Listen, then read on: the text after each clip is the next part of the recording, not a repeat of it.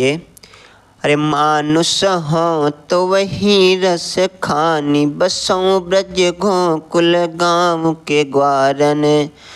अरे जो पशु हो तो कहाँ बस मेरो, चरो नित्यानंद की धेनु मझारन।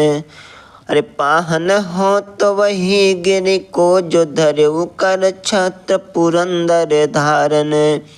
अरे जो खग हो तो बसेरो करो मिल, कालंदी कुल कदम्ब की डारन।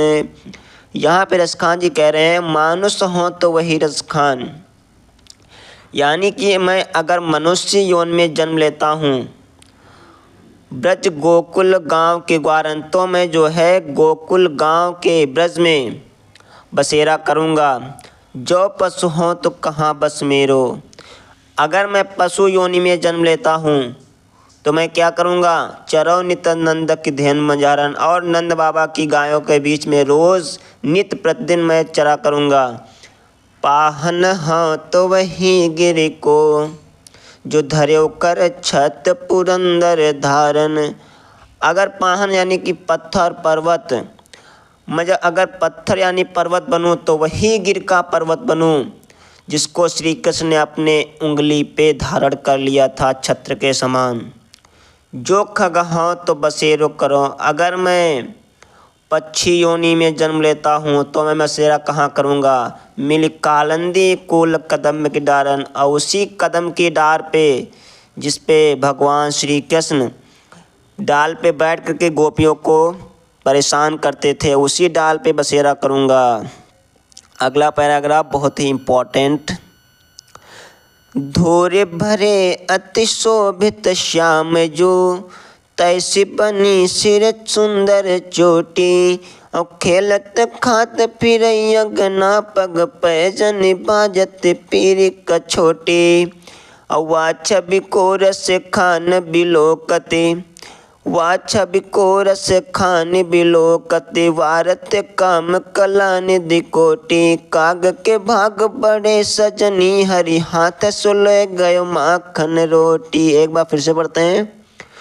भूरि भरे अति श्याम जे, अरे धूरि भरे अति शोभित श्याम जो, तैसी बनी सिर सुंदर चोटी, और खेलत खात फिरई अंगना पग पैजन, बाजत पीरी कछोटी।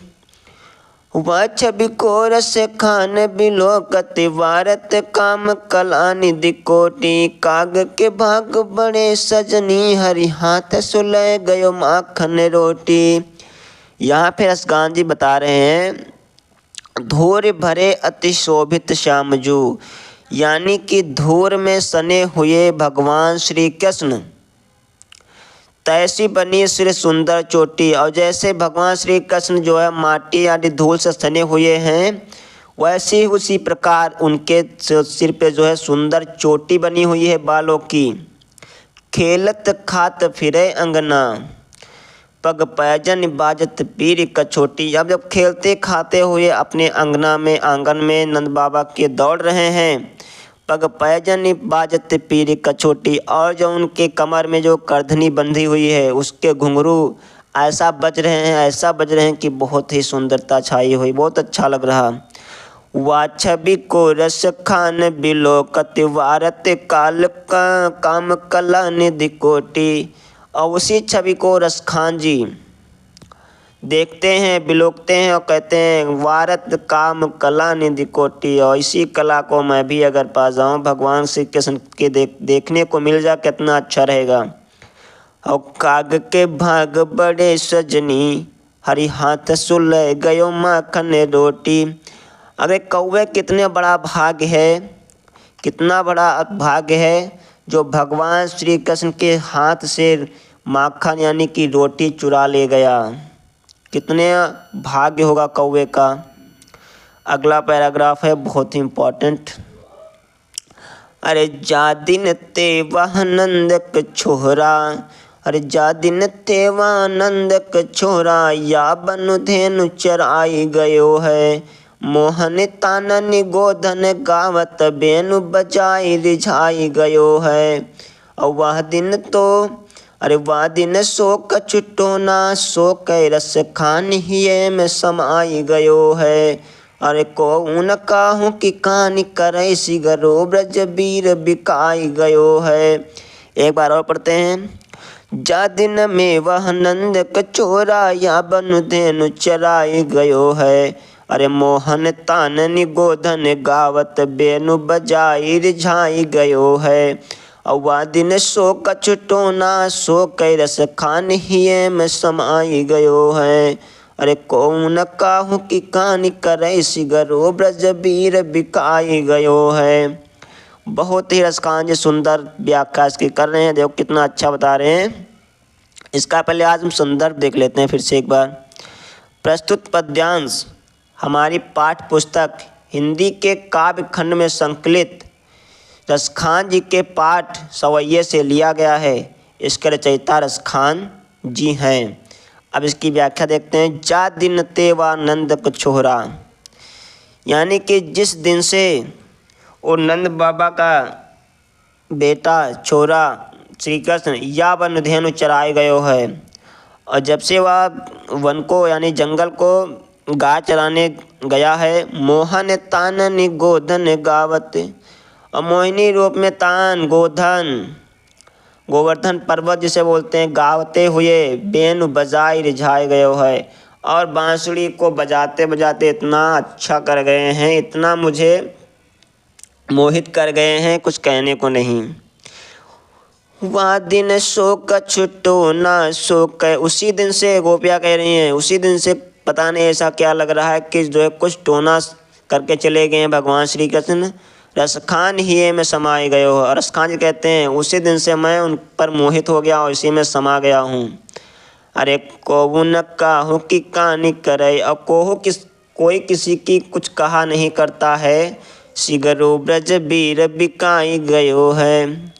और सिगरो मतलब ग्वाल बालो, उसी के बीच में ब्रज में ऐसा लग रहा है। रसखान जी कह रहे हैं ब्रज में उसी बीच में जो है अपना ऐसा कर रहा हूँ कि मैं बिक गया हूँ, ऐसा मुझे लग रहा है। अगला पैराग्राफ बहुत ही इम्पोर्टेंट। अरे मोर पखा सिर ऊपर रखी हूँ, गुंज की माल करे पहिराऊंगी। अब ओढ़े पीताम्बर लकुटी वन, गोधन ग्वारन संग फिरूंगी। अरे भाव तो मोही, अरे भाव तो ओही मेरो रस खानी, सो तेरे कहे अब सांग करूंगी। या मुरली मुरली धर की, अधरान धरी अधरान धरूंगी। एक बार और देखते हैं। अरे मोर पखा सिर ऊपर रखी हूँ, और गुंज की माल करें पहिराऊंगी।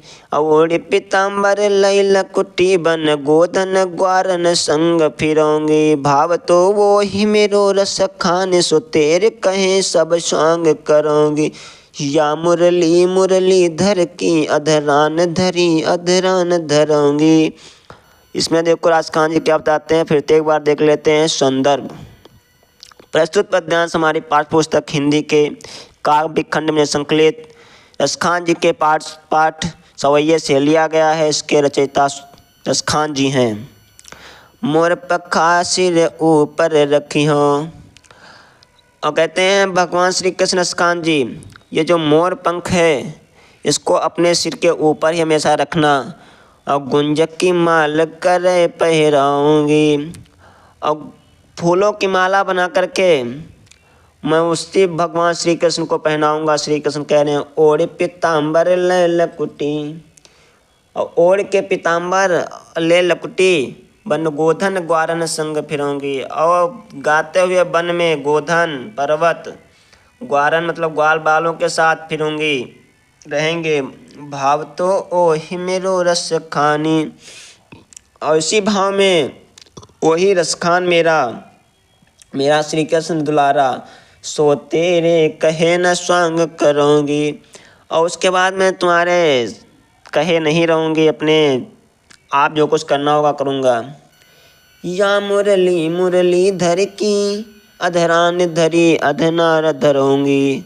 या तो मुरलीधर की लीला है, जो कुछ करना होगा सब वही करेंगे। भगवान श्री कृष्ण की महिमा परम्पार है, उनको जो कुछ करना होगा वही करेंगे।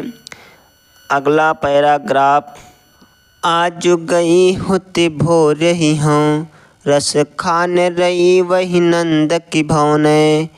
वाह को जियो जुगल लाख करोड़, जसोमती को सुख जात कहो नहीं। और तेल लगाई लगाई के अंजन, भौं बनाई बनाई डिठौने। डारी हमेलन हार निहारत, वारत ज्यों चुचकारत छौने। फिर से एक बार, आज गए होते भोर ही हों, रस खान रही वही नंद की भौने। वाह को जियो जुग लाख करोड़, जसोमत सुख जात कहो नहीं। और तेल लगाई लगाई के अंजन, भौ नहीं बनाई बनाई डिठौ नहीं। डारी हमेलन हार निहारत, वारत ज्यों चुचकारत छौने। इसमें कहा गया है, प्रस्तुत पद्यांश हमारे पाठ पुस्तक हिंदी के काव्य खंड में संकलित सूत रसखान जी के सवैये नामक पाठ से लिया गया है। इसके रचयिता रसखान जी हैं। इसमें जो है, इस पद में प्रसंग इसका है, इस पद में कवि ने श्री कृष्ण के प्रति यशोदा के वात्सल्य भाव का चित्रण किया है। इसकी व्याख्या क्या है, आज गई होती भोर ही रस खान रही वही नंद की भौने। यानी कि एक गोपी दूसरी गोपी से कहती है कि हे सखी, आज प्रातः काल के समय श्री कृष्ण के प्रेम में मग्न हुई मैं नंद जी के घर गई थी। वाह को जियो जुग लाख करोड़, जसोमती को सुख जात कहो नहीं। अब आगे इसमें क्या हुआ, मेरी कामना है कि उनका पुत्र श्री कृष्ण लाखों करोड़ों युगों तक जीवित रहे। यशोदा के सुख के बारे में कुछ कहते नहीं बनता है, अर्थात उनको अवर्णनीय सुख की प्राप्ति हो रही है। तेल लगाई लगाई के अंजन, भौहें बनाई बनाए डिठौने। वे श्री कृष्ण के शरीर में तेल लगा लगा करके आँखों में काजल लगा रही थी। उनको उनकी सुंदरता सी भौहें संवार कर बुरी नज़र से बचाने के लिए माथे पर टीका यानी डिठौना लगा दिया था। डारी हमेलन हार निहारत, वारत ज्यों चुचकारत छौने। उनके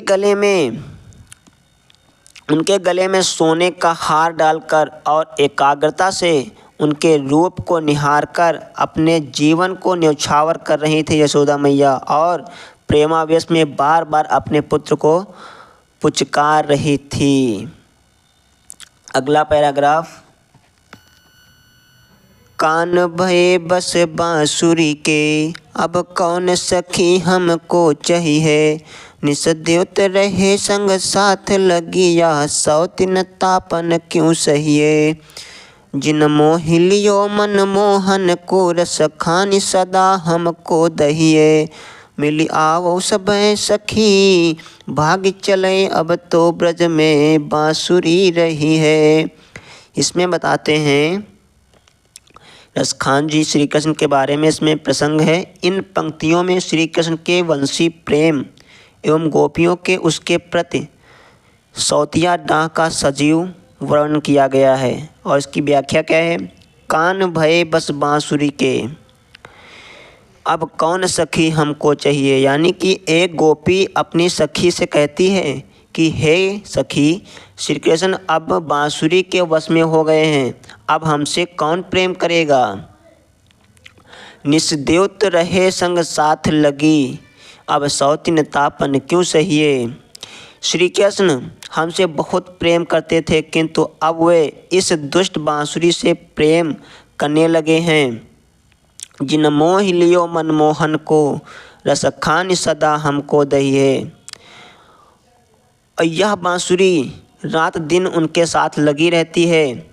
यह अब गोपी रूपी मौत सौत की ईर्ष्या के संताप को क्यों सहन करेगी, जिस बांसुरी ने हमारे मन को मोहने वाले कृष्ण को अपने प्रेम से मोहित कर लिया। मिल आओ सबय सखी, भाग चलें अब तो ब्रज में बांसुरी केवल रहेगी। आगे क्या कहते हैं श्री रसखान जी, इसमें जो है वह हमें सदी ईर्ष्या से जलाती रहेगी, वह हमें सदा ईर्ष्या से जलाती रहेगी। हे सखी, आओ हम सब मिलकर ब्रज छोड़कर अन्यत्र चलें, क्योंकि यहाँ अब केवल बांसुरी ही रह सकेगी, अर्थात कृष्ण के प्रेम से वंचित होकर हमारा अब ब्रज में निर्वाह नहीं हो सकता है।